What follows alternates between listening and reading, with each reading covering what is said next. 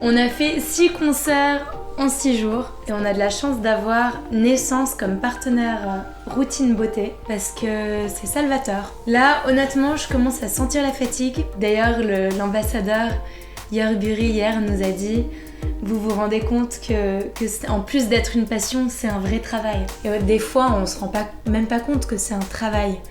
Mais là, on commence à s'en rendre compte. Plus ça avance, plus c'est magique, plus le lien avec la Chine se renforce. Le départ de Chengdu était compliqué, debout à 5h du mat. Pratique ces oreilles de panda, on s'y retrouve facilement. Ouais, c'est clair.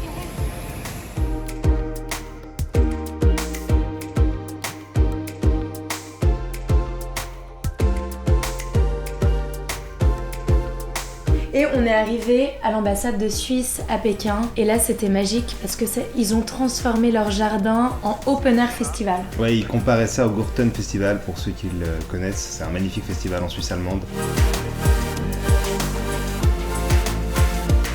Les arbres étaient habillés de lumière, un système son de dingue, une grande scène. Ouais, c'était vraiment Enfin, c'était trop beau. L'ambassadeur, monsieur Jörg Bury, nous a accueillis très chaleureusement. Il a vraiment organisé avec toute son équipe 4 concerts magnifiques à la résidence. 4 concerts de suite au même endroit. Ça change déjà. Au même endroit, mais avec une liste d'invités différentes à chaque fois.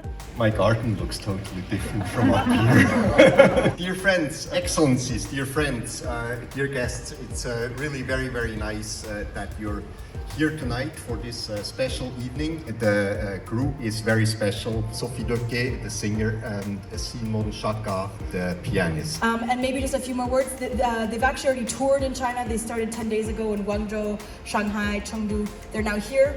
They will be continuing on to Aranya and Hong Kong after this. So we're very blessed to have them come all around China and spread the amazing music and the Swissness over the next few days.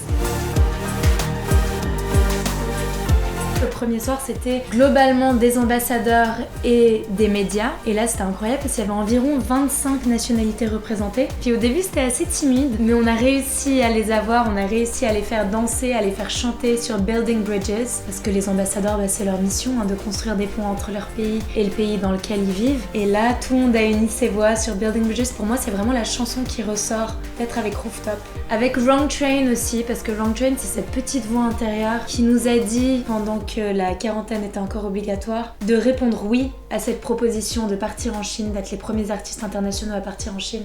Et on a tellement bien fait. Le deuxième et troisième, plutôt chinois comme public.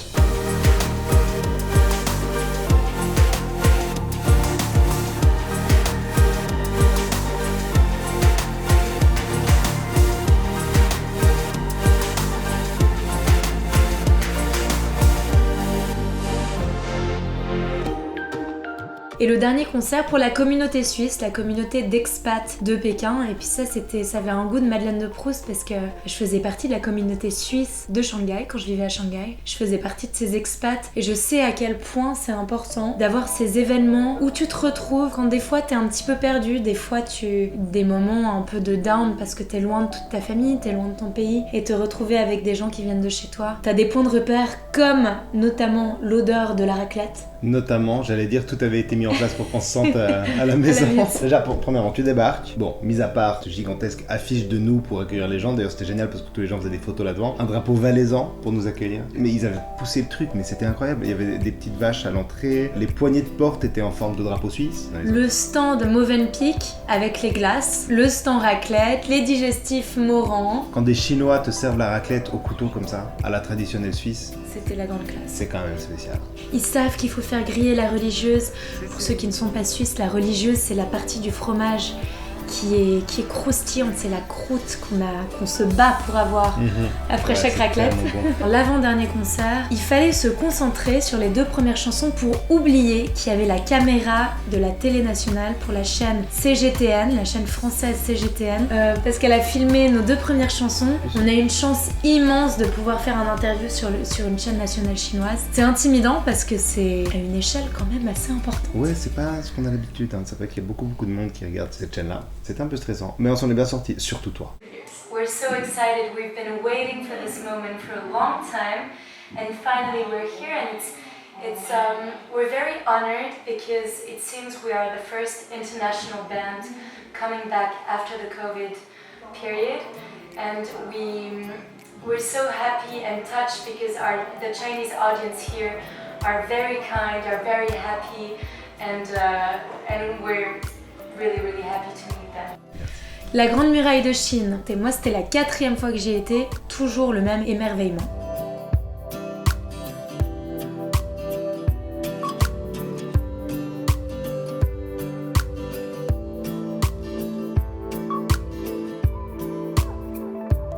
C'était la première fois pour toi, pour Christelle, pour Lavinia. Et donc quand t'es arrivé sur cette grande muraille, t'as ressenti quoi ? Franchement, c'était hyper bizarre, je m'attendais pas du tout à ça. Parce que t'arrives dans ces montagnes et tu te dis, bon, ça ressemble un petit peu à ce que je connais, quoi. Et en fait, pas du tout. Il y a une énergie là-bas qui est dingue. C'est indescriptible. Il faut y être pour le comprendre, pour le ressentir. C'était vraiment très très puissant, non ?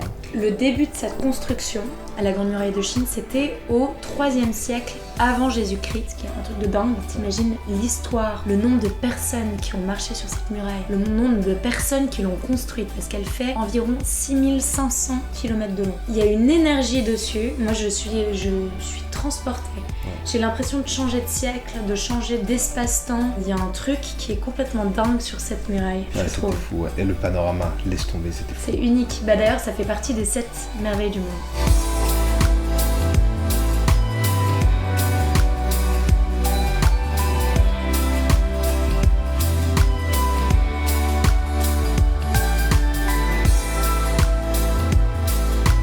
Il s'est passé exactement la même chose que dans le parc de pandas de Chengdu, c'est-à-dire qu'il y avait les gens qui prenaient des photos de la vue et il y avait des gens qui prenaient des photos de Sophie.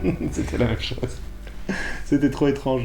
C'est vrai que c'est assez étrange, pourtant ils ont vu beaucoup d'occidentaux, mais c'est une période où c'est plus calme. Ouais. Et du coup, je sais pas pourquoi, j'interpelle, c'est ma peau blanche.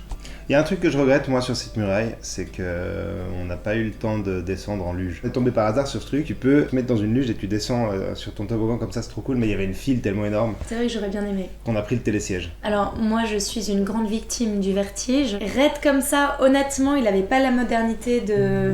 Enfin, c'était pas un télésiège dernier cri. J'ai passé la moitié du trajet à fermer les yeux et à parler à Sim, et si j'ouvrais les yeux, j'avais peur en fait de m'évanouir. Mais sinon c'était magnifique.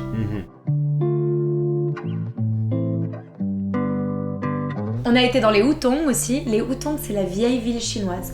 Alors dans une partie de ces Hutong, ça reste très très rudimentaire. Oui, les appartements n'ont pas de toilettes en fait. Ouais. Les gens ils sortent le matin avec leur pot de chambre et ils vont dans les toilettes publiques. Mais par contre, il y a des Hutong qui sont complètement modernisés, qui sont devenus des magasins hyper à la mode.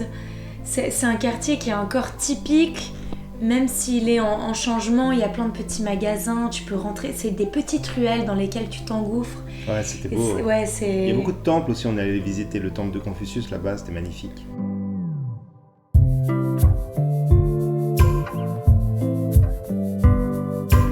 Tous les chemins mènent à l'Ouesh-les-Bains. Donc on a rencontré pendant le tournage du clip de Ninang Tingda Woman, notre coupon en chinois, une femme qui est propriétaire du Resli, c'est un hôtel à l'Ouesh-les-Bains, elle est chinoise. Quand on lui a dit qu'on était à Pékin à ce moment-là, elle nous a dit qu'elle aussi. On l'a invitée à notre concert, elle est venue à Pékin et puis elle a voulu nous rendre l'invitation. Donc après notre concert, elle nous a invités dans son restaurant à Pékin. On y a été avec l'ambassadeur et là, elle avait invité tous ses amis journalistes et c'était un moment assez incroyable aussi parce qu'elle nous a servi du vin valaisan qu'elle avait ramené du Valais. On a goûté pour la première fois, enfin, du paicho chinois, l'alcool de riz très célèbre. Sauf que là, c'était du paicho à 60 degrés. Que tu as bu, tu sais. Ouais, j'ai pas eu le choix. Quelqu'un m'a lancé un gambé, comme on dit. T'étais au taquet après dans le club. Et bon, ensuite on a été voir un concert de rock dans un club à Pékin. On a été invité par le directeur qui était là à notre concert et c'était la folie. Ça faisait tellement plaisir de voir tout le monde se lâcher comme ça sautait dans tous les sens. C'était, il y avait une ambiance qui transportait. Très très fort et c'était génial parce qu'on a été invité par le gérant du club et on va aller y jouer.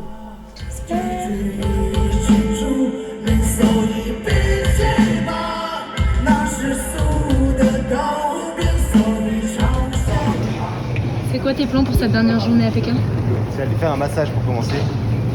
Et puis après on va rencontrer notre manager chinois, on va rencontrer notre futur label chinois et manger un canard pékinois. Pas mal. C'est cool hein ? Ouais. Moi aussi j'ai le dos en compote. Ouais.